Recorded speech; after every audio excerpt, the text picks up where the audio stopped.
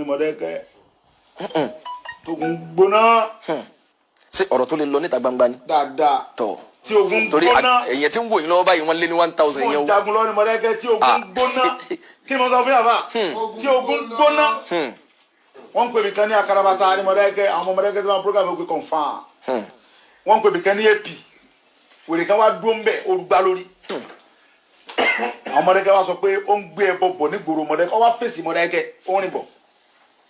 ẹnìkan bá sọ pé bọ̀bọ̀ tí wọ́n fi ẹbọ yẹn náà ló ń gbẹ́bọ ẹbọ yẹn gbogbo Mọ̀dákẹ́kẹ́ bá rẹ̀ sí yín ìbọn sí pápá pàdàdàdà pópó pápá wọn náà lọ gbé Sunday Igboho wá ní wàá gbé mi dé ọ̀kadà mọ́mọ́gùn máa fi ọ̀kadà mi dé gíìmù tí ń bọ́lẹ̀ lórí ọ̀kadà jìgà tí mo ń nà ẹbọn sí tàtà kọba mọ̀nà ilé ìdíra pé mo tún gbé súnmọ́ kàkà kọba mo tún ní ẹ̀ pé ń bọ̀ yà wọ́n ní àti gbé súnmọ́ closage láwà tátátátá mọ̀nà ẹ̀mọ́ ìbọn sí mọ́síkò gbogbo ẹ̀yẹn dúró dáwọ̀ bọ́ dúró ẹjọ́ lọ mú láàyè gbogbo ogun tó bá rí kó ní lónìí tó tú Ọlọ́run bá bẹ̀rẹ̀ sí pé gbólóhùn wá mọ́fọ̀ bọ́nú ọ̀nà ìyá mi ń bọ̀ ọ̀nà ìpè bá ọ̀dọ̀ yẹn àbá àmọ́ wà ẹ má pè lónìí bá bẹ̀rẹ̀ sí pé bá máa rìn lọ bí mo ṣe ń rìn lọ yẹn àwọn fẹ́ yìnbọn sí mi náà tátátá mo fẹ́ pàdé bọ̀bọ̀ yẹn nígbà tí ń pàdé àṣewèrè inna lillahi tí ń bùsọ ní yìnyín mọ́ wèrè ẹni tẹ́ gbogbo yín ti yìnbọn sí látà. zombi bàmí wá bá mo dọ́dọ̀ àyẹn wèrè nígbà tá a tún àgísà.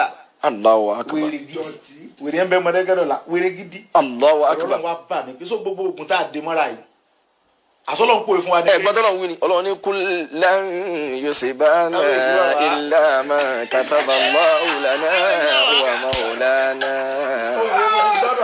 wa ala Allah falyatawakkalul mutawakkil. Ọlọ́run lébi Ọlọ́run kullan yusibana illa ma kataba Allahu lana wa maulana. Ọlọ́run ní nǹkan kan ò lè ṣẹlẹ̀ sẹ́dá àfi tọ́lọ́run bá kọ. wàláì mo tí mo ń bẹ tí mo ń lọ yẹn o wèrè yẹn ìbọn ọba àwa lọ mo wá mú láàyè dé nígbà tí mo wá mú gbogbo àwa rí i pé wèrè ni ẹ̀rọ Ọlọ́run bà mí. Allah. mo wá délé mo wá jókòó pé Ọlọ́mọ tóbi lọ́ba o. ọba tó bò háyà. so gbogbo gbàdí mi gbogbo olóńdè mi tí mo dè mọ́ra yìí so Ọlọ́run ló ń dáàbò bò mí sá.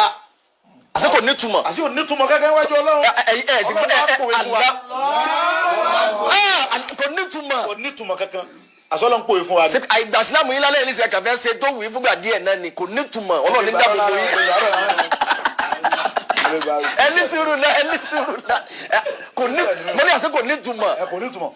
Allahu akbar. wọ́n sọ fún yàrá mi lọ́la pé nǹkan bá báyìí lọ ṣẹlẹ̀ o mo fi yìnbọn kankan mọ́ àbẹ́sọ̀ yìí gbogbo ẹ̀ mọ́ tí mo yìnbọn mọ́ ń jẹ́ ọ̀rọ̀ ńlá lọ̀rọ̀ tẹ́ sọ yìí o. mo kà padà lọ nítorí orí mi òtútù mú mi ọ̀rá mi wú pé wèrè lọ́lọ́run dáàbò bò báyìí. wèrè gbogbo ara ẹ̀ látúkò sí òka kékeré báyìí lára ẹ̀. Ọlọ́run ṣe wá sí ìjọ yẹn. mọ́ òwe àsọlọ́run sọ fún wa pé ẹ̀yin bíbù yìí èmi mọ̀ ń dáàbò bò yìí o èmi Ọlọ́run ni mọ̀ ń dáàbò bò yìí o gbogbo tẹ́ ẹ sọ mọ́ra yìí kò ní tó mọ́ àwọn tó bàbá kan bá Mọ̀dákẹ́kẹ́ wọ́n ń pè ní wẹ́rẹ́ nìkẹ́ ó lóògùn bí wèrè nígbà tí mo gbé ọmọ àràbà ńkọ́ ọmọ àràbà fẹ̀ yẹ́lò ìgbà tí mo fi bọ́n gbé ókè mo sọ́dà ara ní sẹ́yìn lójú ogun tí mo ń dún lọ́wọ́ lójú ogun face to face ẹ wọ lọ́hùn àwa yìnbọn sí wèrè tì wèrè ìbọn ọ̀dẹ̀rán. Allahu akbar.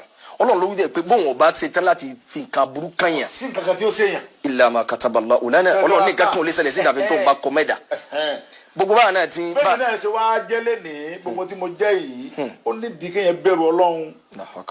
Ọlọ́run ló ṣe mí bẹ́ẹ̀ o bàbá mi lóògùn bí sẹpẹ́ndẹ́ nìkan kan ọmọdé jáde láyé. ẹ sì ní tọrọ jẹ gbẹ̀yìn. àmì Ọlọ́run bàbá. ẹ bá wa sí amínà fún wa ẹ ní tọrọ jẹ gbẹ̀yìn Ọlọ́run rẹ wájú Ọlọ́run èyí tó wá jó oore jù tọ́lọ́ máa fi jí kí ẹ̀dá Ọlọ́run bá wa fi jí kí ìgbàgbọ́ Ọlọ́run ni pé ẹni tí bàbá sọ pé ó ní adìyẹ tí ó kọ àṣà ò ní gbé lóru mọ́ àwọn kan ń bẹ tá a ti kọ pé kì í ṣe Nàìjíríà bí láti mọ̀ wọ́n pé ìlú èbó lẹ́ ti mọ́ra o bẹ́ẹ̀ bá lọ ìlú èbó lọ mọ̀ wọ́n àjẹ́ kankan ò ní pa yín bí wọ́n ń ṣàgùn kò lè ra yín ẹ ti understand so Ọlọ́run ọba nìkan lọ́ba aláàbò òun lọ́ba tó lè. Chief Adeyemo Sunday, who is formerly known as Sunday Igboho Oòṣà, revealed in a video shared by Koiki Media that God manifested himself to him during the Mọdákẹ́kẹ́ war, and it was this day he believed his charms and power are not protecting him. Sunday Igboho, who was with some of us in this video, revealed that during the heat of Modakeke and Ife war, saw some boys spotted a man carrying a calabash on his head, and they thought he is an enemy. They bombarded him with gunshots, but it had no impact on the man who was approaching them. The boys had to call on Sunday to come and face this unknown man. Sunday Igboho also shot this young man multiple times, and the bullets had no impact on him. He then approached the young man in order to catch him alive, but on getting close to the man, Sunday saw that he is a madman. Igboho said he shivered in cold blood. In cold, because he has never seen such thing. They searched this man thoroughly and could not even find a single charm. Sunday Igboho said he believed from that day onwards in the power of God. If God is not ready to kill someone, nobody can do that. Igboho said, I looked at myself from head to toe with all these charms and power, so God has been the one protecting me. And that was what he was saying in that video, in case you don't understand Yoruba, but that is exactly what he had just said. But by and large, the Bible says that except the Lord build the house, the builder builds in vain. And what happened to him that very day? People talk about charms, this and this and this and that. It's a confirmation that it is just God, whatever you use. Just like you go to the hospital, they will tell you that it is God that heals. They treat. The doctors will tell you that we treat, but it's God that heals. So they don't arrogate that glory to themselves, irrespective of whatever you are using. At the end of the day, it is still God, and that is exactly what he said, and acknowledging the fact. Even some of his boys, even the day DSS came to his house, the boys said that they were surprised, because some people were like, "Oh, Sunday Igboho was not at home that day," but he said he was at home, and even his people were surprised how they could not even see him. And that was when they began to take all this cat and what have you, thinking that he has turned to cat. And more so, they said he came with a 3 herbalists. So by and large, it is just God that has been protecting him, and it's a good one. Nobody can rely on any power that cannot really last. It's just for a temporary thing, but at the end of the day, it's God that protects. There's no power that can save except God's power. Only God can save. Hallelujah. The Sunday now believe that his juju and power does not work. Yes. Yeah. If you really believe in God, you will never use juju or charms. That madman was an angel God sent to educate you to depend on him. Regardless of your any challenges, God is also aware of every power in your charms. All power belongs to God. Most High protection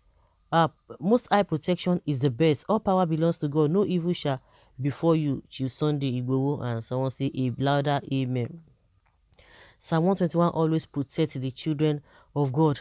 Are you now preaching the gospel or not? Shebi, you said you inherit power from your late father. Why turning back to God? From who did you inherit your own wicked spirit of killing and injustice? From God? Is just using that word to hide their Fulani bad character. He is an agent of Satan. A lot of people are reacting to this. Of course, a lot of people will do react. Thank God that we saw the video there.